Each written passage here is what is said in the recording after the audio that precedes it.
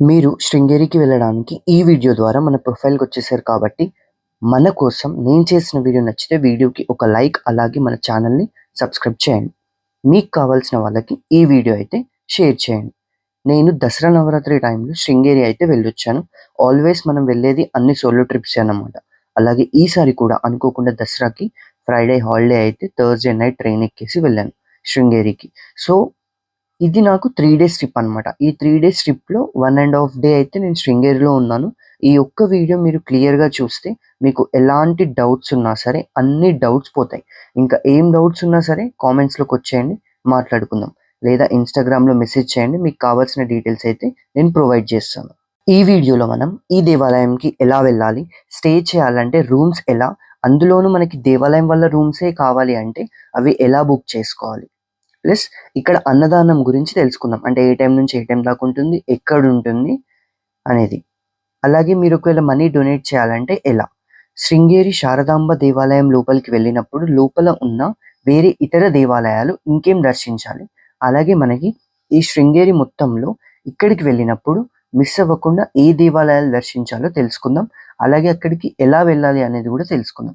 ఇక్కడ దేవాలయంకి మనం వెళ్ళినప్పుడు ఎలాంటి పూజలు చేపించుకోవచ్చు? వాటి ప్రైసెస్ ఎంత? ఇక్కడ కొన్ని పూజలు ఇన్‌స్టాంట్‌గా టికెట్ తీసుకొని చేసుకోవచ్చు. ఇంకొన్ని పూజలకి 1 డే బిఫోర్ బుకింగ్ చేసుకోవాలి. అవేంటో కూడా తెలుసుకుందాం. ఇప్పుడు మనం హైదరాబాద్ నుంచి శృంగేరికి ఎలా వెళ్ళాలో తెలుసుకుందాం. ఈ వీడియోలో ఒకవేళ మీరుండే లొకేషన్ నుంచి ఎలా వెళ్ళాలో తెలుసుకోవాలనుంటే మీ లొకేషన్ నేమ్‌ని కామెంట్స్‌లో చెప్పండి. మీరు శృంగేరికి ఎలా వెళ్ళాలి అనేది నేను చెప్తాను. మీ కామెంట్‌కైతే రిప్లై ఇస్తాను. ఇప్పుడు మనకి హైదరాబాద్ నుండి శృంగేరికి డైరెక్ట్‌గా ట్రైన్స్ కమ్యూట్ అయితే లేదు మనకి. సో, మనం హైదరాబాద్ నుంచి బెంగుళూరు ఆర్ మైసూర్ రైల్వే స్టేషన్‌కైతే రీచ్ అవ్వాలి. నేను కాచిగూడ నుండి బెంగుళూరుకైతే వచ్చాను. మనకి ఎవ్రీడే కాచిగూడ నుంచి 7:05కి ట్రైన్ అయితే ఉంటుంది టువర్డ్స్ మైసూర్ జంక్షన్. ఓకే. ఒకవేళ మీరు బెంగుళూరు టు శృంగేరి బస్‌లో వెళ్ళాలి అనుకుంటే మీకు 318 కిలోమీటర్స్ ఉంటుంది. లేదు మైసూర్ దాకా నేను ట్రైన్‌లో వెళ్తాను, అక్కడి నుంచి బస్‌లో వెళ్తాను అనుకుంటే మీకు 248 కిలోమీటర్స్ అయితే వస్తుంది. మీరు బెంగుళూరు దిగి వెళ్ళడమే కరెక్ట్. ఎందుకంటే జస్ట్ స్మాల్ డిఫరెన్స్ ఉన్న కిలోమీటర్స్ కోసం ట్రైన్‌లో మైసూర్ వెళ్ళినా మీకు అంతకంటే ఎక్కువనే అవుతుంది మళ్ళీ. ఎందుకంటే ఇక్కడి నుంచి అక్కడి దాకా ట్రావెల్ చేయాలి. ఈ జర్నీ 3 అవర్స్, 2 అవర్స్ ఉంటుంది మళ్ళీ బెంగుళూరు టు మైసూరు. మళ్ళీ అక్కడి నుంచి మీరు మళ్ళీ బస్ తీసుకొని మళ్ళీ 248 కిలోమీటర్స్ వెళ్ళాలి. బట్ కాబట్టి మీరు బెంగుళూరులో దిగేసి అక్కడి నుంచి బస్ ఎక్కి వెళ్ళొచ్చు. ప్లస్ ఇంకో ఆప్షన్ ఉంది మీకు. ఇవి 2 కాకుండా ఇంకా ఏమైనా ఫ్రీ కొంచెం కన్వీనియంట్‌గా అవైలబిలిటీ ఉందా అంటే ఉంది. కాడూర్ అనే ఒక రైల్వే స్టేషన్ నుంచి శృంగేరికి ఓన్లీ 124 కిలోమీటర్స్‌లోనే ఉంటుంది. సో, కాడూర్ దాకా మీరు ట్రైన్‌లో వెళ్ళి, అక్కడి నుంచి మీరు కాడూర్ బస్ స్టాండ్‌కి వెళ్ళి, ఇక్కడ నుంచి మీరు శృంగేరికి వెళ్ళిపోవచ్చు. నన్నడిగితే అన్నిటికన్నా ద బెస్ట్ ఆప్షన్ ఇదే. కానీ ఈ రూట్‌లో రెగ్యులర్‌గా ఆర్ ఎక్కువ ట్రైన్స్ అయితే ఉండవు. సో, మీరు ఏ రోజు వెళ్దాం అనుకుంటున్నారు? లేకపోతే మీరు ఒకసారి ట్రైన్ యాప్‌లోకెళ్ళి చెక్ చేసుకోవచ్చు. హైదరాబాద్ టు కాడూర్ రైల్వే స్టేషన్ అని మీకు చూపిస్తుంది. ట్రైన్స్ అవైలబిలిటీ ఎప్పటి నుంచి ఎప్పటి దాకా ఉంది అనేది. ఇప్పుడైతే నేను బెంగుళూరు రైల్వే స్టేషన్‌లో దిగేసి బస్ స్టాండ్‌కైతే వెళ్తున్నా. మీరు బెంగుళూరు బస్ స్టాండ్‌కి వెళ్ళడానికి మీకు రైల్వే స్టేషన్ దగ్గర అండర్ పాస్ ఉంటుంది. రైల్వే స్టేషన్ నుంచి మీరు బయటకొచ్చేసి మీరిలా వస్తే ఇక్కడ చూస్తున్నారు కదా! ఈ అండర్ పాస్ లోపలికొచ్చాక ఇలా ఈ రైల్వే స్టేషన్ బయట ఎగ్జిట్ నుంచి రావచ్చు. లేకపోతే ఈ ముందు నుంచి కూడా రావచ్చు. ఇలా వచ్చి ఇక్కడికొచ్చిన తర్వాత ఇక్కడి నుంచి మీరు లోపలికి ఎంటర్ అయినాక మీరిక్కడ రైట్ సైడ్ తీసుకుంటే మీరు మళ్ళీ బస్ స్టాండ్ వచ్చిన ప్లేస్‌కైతే పైకెళ్ళిపోతారు రోడ్ పైకి. అక్కడికొచ్చిన తర్వాత మీకు ఫస్ట్ బెంగుళూరు BMRTC బసెస్ కనిపిస్తాయి. అది కాకుండా ఇంకొంచెం రైట్ సైడ్‌లో స్ట్రెయిట్‌గా వెళ్తే ఇలా నేను వెళ్తున్నట్టు వెళ్ళిపోండి. ఇలా వెళ్ళిన తర్వాత KSRTC బస్ స్టాండ్ వస్తుంది. ఇక్కడ మీకు బసెస్ అయితే ఉంటాయి. అండ్ శృంగేరికి బసెస్ అయితే ఎవ్రీ 1 అవర్ ఆర్ 1 అవర్ 30 మినిట్స్‌కి అలా ఒక బస్ అయితే ఉంటుంది. నైట్ టైమ్‌లో వెళ్దాం అనుకుంటే మీకు బస్ బుకింగ్ చేసుకోండి. రిజర్వేషన్ కౌంటర్ ఉంటుంది. అక్కడికి వెళ్లి బుక్ చేసుకోండి. ఇప్పుడు మీరు చూస్తున్నారు కదా ఇక్కడ. ఇక్కడ నుంచి ఇలా రైల్వే స్టేషన్ బయటకి మెయిన్ ఎంట్రన్స్‌లోకొస్తే ఈ బసెస్ ఉన్న దగ్గర నుంచి వెళ్తే మీకు టికెట్ బుకింగ్ కౌంటర్ అయితే కనిపిస్తుంది. సో, ఇక్కడికొచ్చేసి బుక్ అయితే చేసుకోండి. మీరు మీ బస్ జర్నీ స్టార్ట్ చేసిన తర్వాత మీరు ఒక చిక్మగళూరు అనే స్టాప్ వస్తుంది. ఆ చిక్మగళూరు నుంచి స్టార్ట్ అయిన తర్వాత శృంగేరి వరకు లొకేషన్ మస్తుంటుంది అసలు బస్‌లో వెళ్ళేటప్పుడు. అస్సలు మిస్ అవ్వకండి. చాలా బాగుంటుంది. లొకేషన్‌ని ఎంజాయ్ చేయండి. ఎక్కువగా మీకు మొత్తం టీ గార్డెన్స్ కనిపిస్తాయి, పెద్ద పెద్ద చెట్లు కనిపిస్తాయి, ఫుల్ ఇట్లా వర్షం పడతా ఉంటుంది. చాలా బాగుంది అసలు. ఆ జర్నీ అయితే చాలా బాగుంటుంది బస్సులో వెళ్ళేటప్పుడు. కానీ ఎక్కువసేపు జర్నీ చేయాల్సి వస్తుంది, అదొక్కటే ప్రాబ్లం. ఇక్కడ అన్నదానం గురించి తెలుసుకుందాం. అసలు ఈ ప్లేస్కి దేవాలయంలో ఎక్కడి నుంచి వెళ్ళాలి అని. ఇప్పుడు మీరు చూస్తున్నారు కదా, ఈ గోపురం నుంచి మీరు లెఫ్ట్ తీసుకొని స్ట్రైట్గా వెళ్ళండి. ఇక్కడ నుంచి మీకు డైరెక్షన్స్ ఉంటాయి వీడియోలో ఉన్నట్టు. ఒక్కసారి ఇక్కడికి వచ్చాక వెయిట్ చేస్తే వాళ్ళే లోపలికి అయితే ఎలో చేస్తారు. వన్స్ అంతా రెడీ అయ్యాక ఇక్కడ నిత్య అన్నదానం ఉంటుంది, మధ్యాహ్నం ఉంటుంది, అలాగే రాత్రి కూడా ఉంటుంది. మధ్యాహ్నం టైమింగ్స్ వచ్చేసి మీకు 11:30 నుంచి లైన్ ఫామ్ అవ్వడం స్టార్ట్ అవుతుంది. ఆ తర్వాత మీకు 12కి అయితే ఎలో చేస్తారు లోపలికి. మళ్ళీ 2 కల్లా ఎండ్ అయిపోతుంది, 2 or 2:30 కల్లా. ఓన్లీ ఈ టైంలో మాత్రమే మధ్యాహ్నం ఉంటుంది. ఇక మళ్ళీ మీకు రాత్రికి వచ్చేసి 7కి స్టార్ట్ అయ్యి 9 దాకా ఉంటుంది. అలాగే కొన్ని దేవాలయాల్లో అన్నం తిన్న తర్వాత కొంతమంది అమౌంట్ ఇచ్చిన వాళ్ళు, వాళ్ళ నేమ్స్ చెప్పే వాళ్ళు ఉంటారు. అంటే ఎవరైతే దాతలుగా ఇస్తారో వాళ్ళకి నేమ్స్ చెప్పడానికి అక్కడ కూర్చొని రెడీగా ఉంటారు, ప్లస్ అడుగుతారు దానం చేయమని. అన్నదానానికి నెక్స్ట్ వచ్చే వాళ్ళకి యూజ్ అవుతుంది. కానీ ఇక్కడ నేను అలా ఎవరిని చూడలేదు. జస్ట్ మీకు ఒక హుండీలాగా ఒకటి ఉంటుంది. మీరు ఫస్ట్ ఎంటర్ అయ్యేటప్పుడు మీకు లెఫ్ట్ సైడ్లో కనిపిస్తుంది, అక్కడ ఒకటి ఉంటుంది. మీరు తిన్న తర్వాత మళ్ళీ వచ్చి మీరు ఒక అమౌంట్ ఇవ్వాలి అనుకుంటే అక్కడికి వెళ్ళి అమౌంట్ అయితే ఆ హుండీలో వేసేయండి. ఓకే, ఇప్పుడు మీరు ముందుగా బస్ స్టాండ్ నుంచి రూమ్కి వెళ్ళిపోయి అంతా రెడీ అయ్యాక మీరు దేవాలయం లోపలికి వచ్చాక ఫస్ట్ ఇదే ప్లేస్లో కాళ్ళు అయితే కడుక్కో, ఇక్కడ వీడియోలో చూసినట్టు. అలాగే ఇది అయిన తర్వాత మీకు ముందుగా మీరు లోపలికి వెళ్ళేటప్పుడు రైట్ సైడ్లో మీకు ఇదే ప్లేస్లో హోమగుండం ఉంటుంది. ఇక్కడ ఎప్పుడు నిత్యం హోమం నుంచి వచ్చే పొగ నిత్యం వస్తూనే ఉంటుంది. అలాగే నేనున్న 2 days అయితే కంటిన్యూస్గా ఉంది. నేను వెళ్ళింది నవరాత్రి డేస్లో కదా, ఇట్స్ వెరీ స్పెషల్. అక్కడికి వెళ్ళి దర్శనం చేసుకొని ప్రదక్షిణలు చేసుకోవాలి. అలాగే లోపల అందరూ అమౌంట్ పడేస్తున్నారు, ఎందుకో తెలియదు.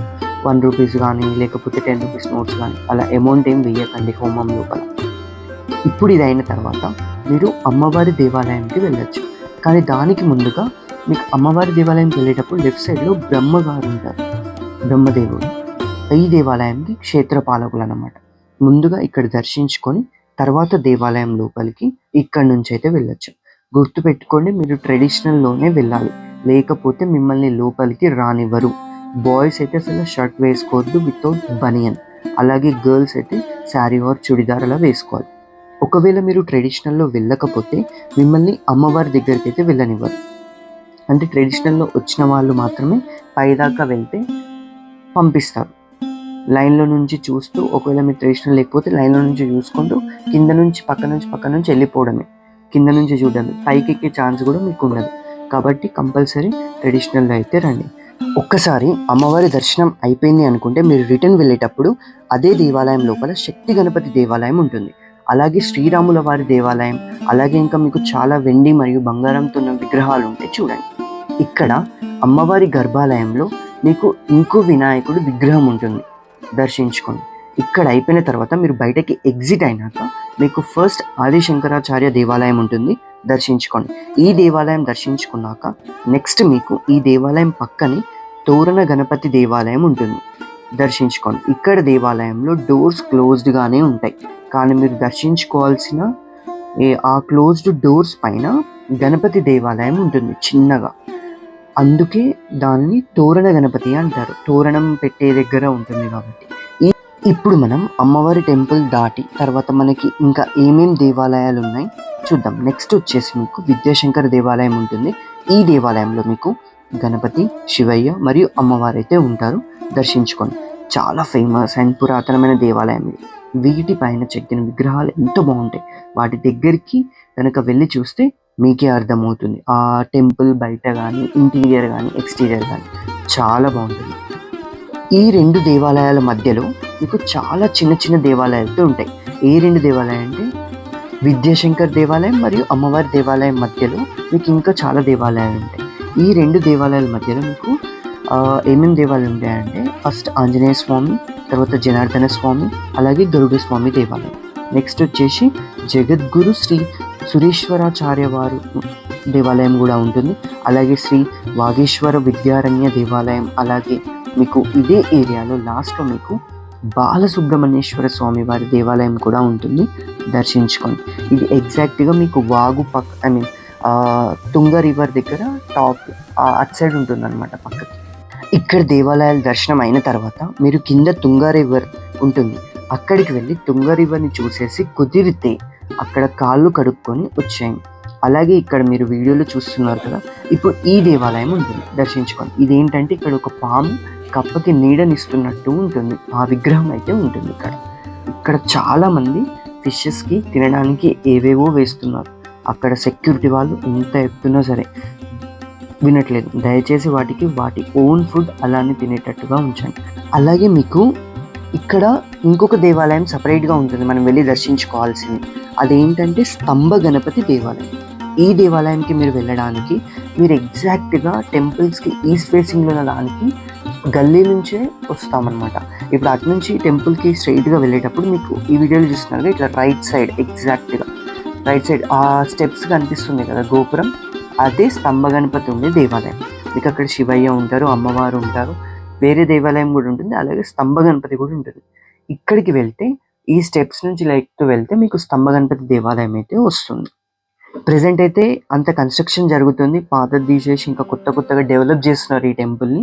సో ప్రెజెంట్ అయితే ఇలా ఉంది. ఈ పిల్లర్ దగ్గర ఉన్నది స్తంభ గణపతి దేవాలయం. ఇప్పుడు ఈ దేవాలయాల దర్శనం అంతా అయిపోయిన తర్వాత నెక్స్ట్ మీరు ఫైనల్గా విజిట్ చేయాల్సింది నరసింహవనం.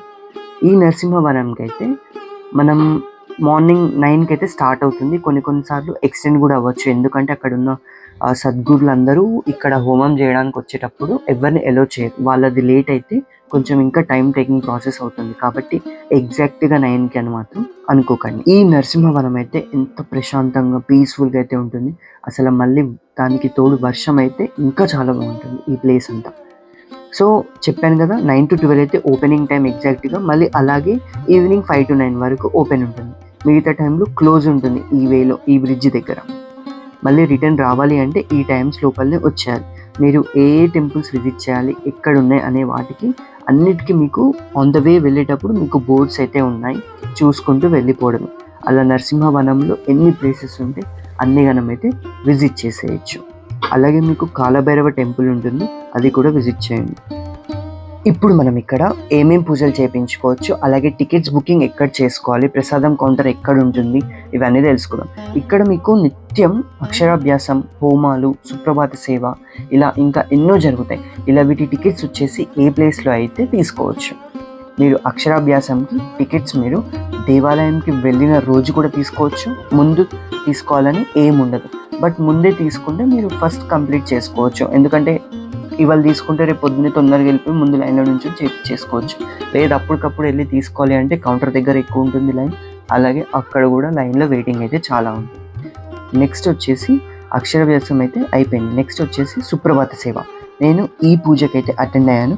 దీనికి ప్రాసెస్ ఎలా ఉంటుందంటే మీరు ముందు రోజు టికెట్ అయితే బుక్ చేసుకొని ఇక్కడ దేవాలయం దగ్గర పంతులు ఉంటారు, వాళ్ళ దగ్గరికి వెళ్ళి మీ టికెట్ ఇస్తే మిమ్మల్ని రేపు 5:30కి అయితే రమ్మంటారు. గేట్ ఎంట్రన్స్ దగ్గరికి వస్తే గేట్ ఓపెన్ అయితే చేస్తారు, ఎగ్జాక్ట్ టైంకి ఓపెన్ చేస్తారు. అప్పుడు మనం మాత్రమే దేవాలయం లోపలికి అయితే వెళ్తాం. ఇలా లోపలికి వచ్చాక మీకు ఒక 45 minutes అలా దేవాలయం లోపల అమ్మవారి దగ్గర అయితే కూర్చుంటాం అనమాట, మన పూజ అయ్యే వరకు. మన పూజ అయిన తర్వాత అమ్మవారి దగ్గర అమ్మవారి ఫోటోతో శ్రీచక్రంతో ఉన్న ఫోటో, ప్రసాదం, కుంకుమ, అమ్మవారి దగ్గర పెట్టిన ఫ్లవర్స్ అయితే మనకి ఒక ప్లేట్లో పెట్టి ఇస్తారు. అవన్నీ మనం ఇంటికి తీసుకొని వెళ్ళొచ్చు. వాళ్ళే ఒక క్యారీ బ్యాగ్ కూడా ప్రొవైడ్ చేస్తారు, దాంట్లో పెట్టుకొని ఇంటికి అయితే తెచ్చుకోవచ్చు. మీకు ఇంకా ఏమైనా డౌట్స్ ఉంటే కామెంట్స్లో అడగచ్చు. అలాగే thanks for watching the video. If you liked it, subscribe, like and share the video who wants to travel to Sringeri.